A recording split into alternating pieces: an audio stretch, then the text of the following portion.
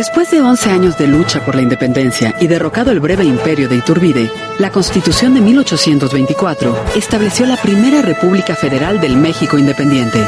Sin embargo, el federalismo no pudo cristalizar en un país destrozado por la guerra y con graves problemas económicos y sociales. Una variedad de tendencias que incluía federalistas, centralistas, republicanos y monarquistas se perfiló a mediados del siglo XIX en dos corrientes políticas que empezaron a disputarse el poder. A una pertenecían los conservadores y a otra los liberales.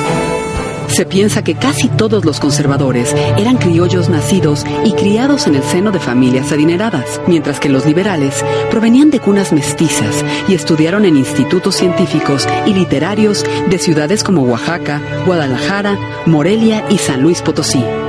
Pero esto no es del todo cierto.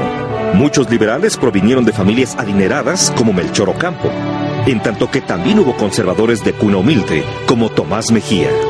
Liberales y conservadores vivieron y coexistieron en una época marcada por la inestabilidad, los levantamientos militares, la guerra con Estados Unidos, la pérdida de la mitad del territorio y la lucha por establecer una definición de lo que sería el Estado mexicano.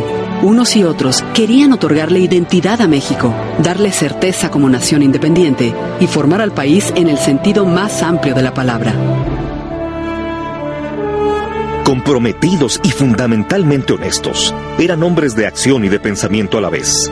Entre ellos había médicos, políticos, escritores y abogados. Lo mismo realizaban una sosegada labor detrás de un escritorio que, sin ser militares de carrera, salían al campo de batalla.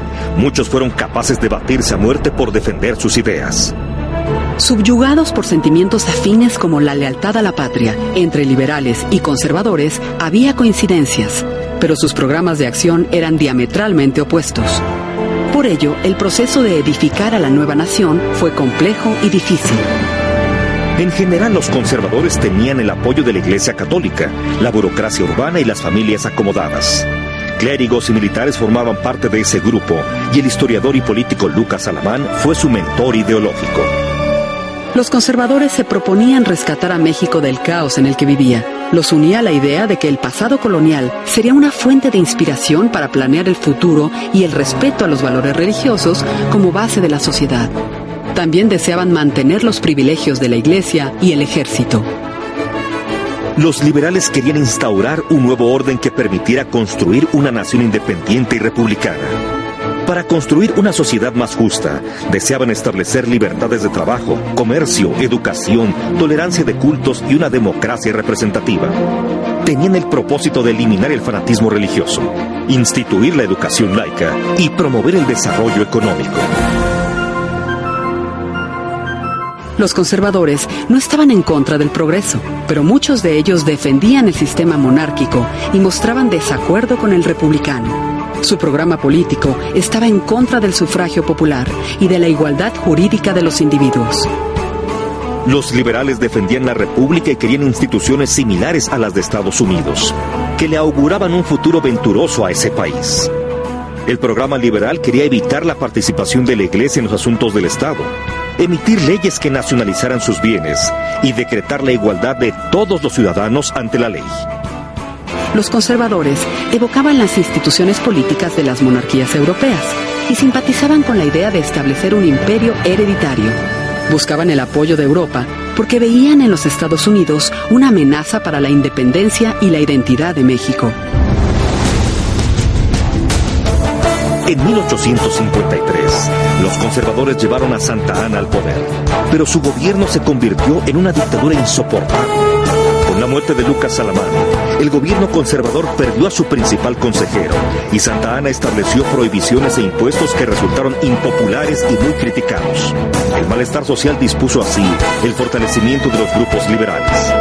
Merced a las acciones de los republicanos adheridos al Plan de Ayutla, Santa Anna fue derrocado en agosto de 1855. Poco después, se definió el camino que en adelante seguiría la generación de la Reforma. Juan Álvarez asumió la presidencia interina de México e integró su gabinete con destacados liberales como Benito Juárez, Melchor Ocampo, Miguel Lerdo de Tejada, Ponciano Arriaga y Guillermo Prieto. Con espíritu reformador y visión de futuro, se expidieron leyes que empezaron a perfilar a México como una nación moderna. Tras el breve gobierno de Álvarez, el general Ignacio Comonfort asumió la presidencia y convocó a un nuevo Congreso Constituyente. La primera constitución que hacía eco del programa liberal se promulgó el 5 de febrero de 1857. En ella se establecían por primera vez los derechos del hombre, el sufragio universal y la estructura de gobierno dividida en 3 poderes: ejecutivo, legislativo y judicial. Era una carta magna más vinculada al país que se estaba construyendo, pero los conservadores la desconocieron y en los siguientes 10 años trataron de retornar al poder. La confrontación entre las fuerzas liberales y conservadoras resultó devastadora para el país, pero concluyó en mayo de 1867, con el fusilamiento de Maximiliano de Habsburgo y la restauración de la República. En esta lucha perdieron los conservadores empeñados en construir un México cimentado en la tradición colonial. En cambio, triunfaron los liberales porque supieron ver hacia el futuro.